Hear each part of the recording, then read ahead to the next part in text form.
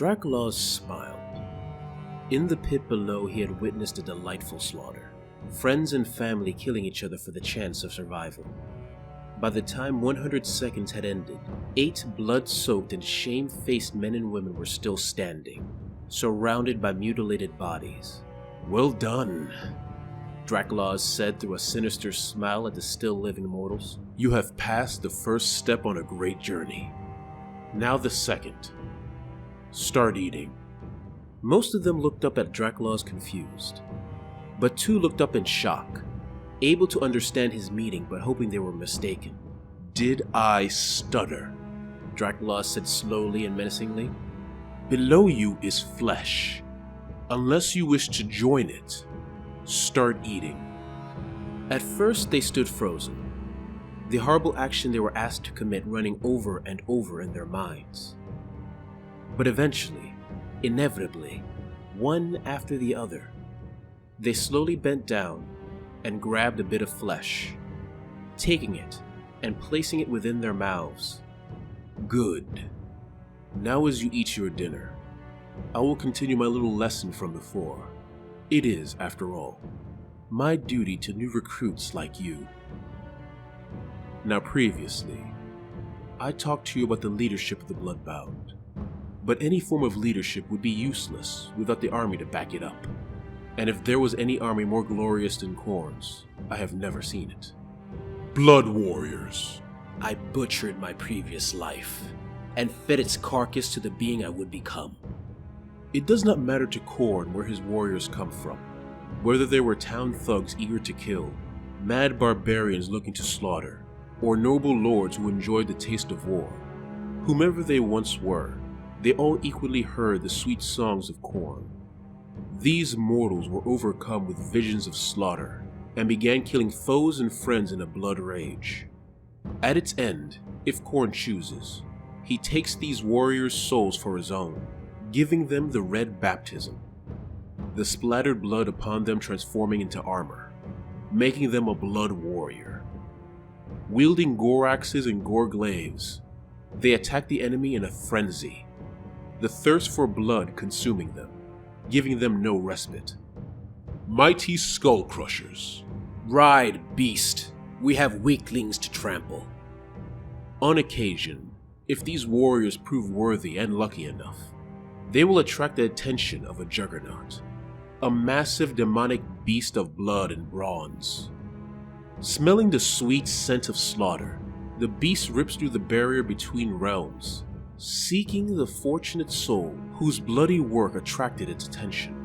When warrior and demon meet, the warrior has 8 seconds. Within those seconds, the warrior must decide whether he or she will work together with the juggernaut to bring slaughter to the realms, or be gored and turned to a bloody paste.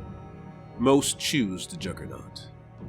Riding with the juggernaut, they destroy their enemies in a murderous charge of encircled axes, blood glaives, and the juggernaut's brazen hooves. Wrathmongers. Blood, skulls, Khorne. There are very few things that can cause worry among the forces of the Bloodbound. The Wrathmonger is one of them. These are warriors who have thrown away their humanity in a bid for demonic ascension, becoming an avatar of rage itself. No one knows the profane ritual required to transform into such a being, but those that survive it grow swollen and mutated muscle, infusing them with power and a barely contained rage. Being in its presence causes a blood haze to descend upon all those near it, and when the Wrathmonger finally dies, its blood causes all nearby foes to go into a berserker rage that makes them attack their own allies. Led by the Wrath Master, their wrath flails rip apart all those who stand in their way. Khorgoraths. The Khorgoraths are special beasts. Once a powerful predator of the mortal realms, they are captured by bloodletters, transported to the realm of chaos, and given a more pleasing shape. They are also given a special gift, an insatiable hunger for the skulls of their foes. So powerful is this hunger that the Khorgoraths are racked with pain, a pain that only subsides when the beast has had its fill of skulls. And so it is unleashed, using its claws, fangs, and bone tentacles to take those skulls as quickly and brutally as possible. Once sated, they return to Khorne's realm, vomiting their bounty of bone before Khorne's throne. Once done, the hunger strikes them once again, urging them to kill anew. Not all beasts of Khorne were once mortal predators. A few were once mortal champions, given a bestial form more in keeping with their temperaments. One such example is Skyla Affengrim, a powerful monster who could rip apart a Stormcast Eternal with his bare hands, and kill others with his brutal fists and serpentine tail. He has been fighting for Khorne for centuries, and it is considered a great honor to fight by his side, even when he inevitably fights his allies. Blood Reavers. Your begging will only flavor your soon-to-be devoured flesh. And then there are people like you. Whenever the warriors of Khorne conquer a tribe, they give them a simple choice: join us or die. Those who choose correctly are allowed to eat the flesh of their former allies. With those first few bites, your soul belongs to Khorne. I see the shock and fear in your eyes. But your mouths are still chewing, aren't they? Khorne has his bronze hooks in you, and there is no letting go. As you consume more mortal flesh and join us in battle, your bodies become more in tune with the spirit of the Blood God, gaining more musculature and stamina. Not only that, but your weak morality is washed away in blood, leaving you the killer you are meant to be, a Blood Reaver.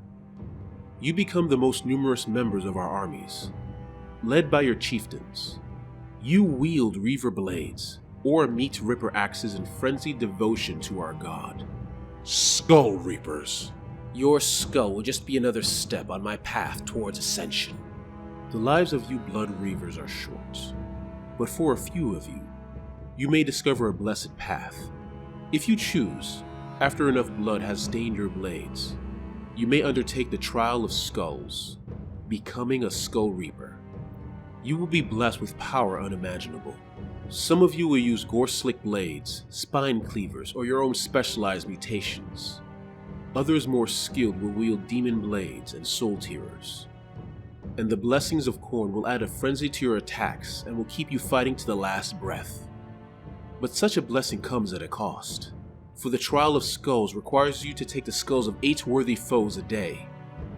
If you fail, Khorne will strike you down with harmful mutations, or have you wither away into a useless wretch.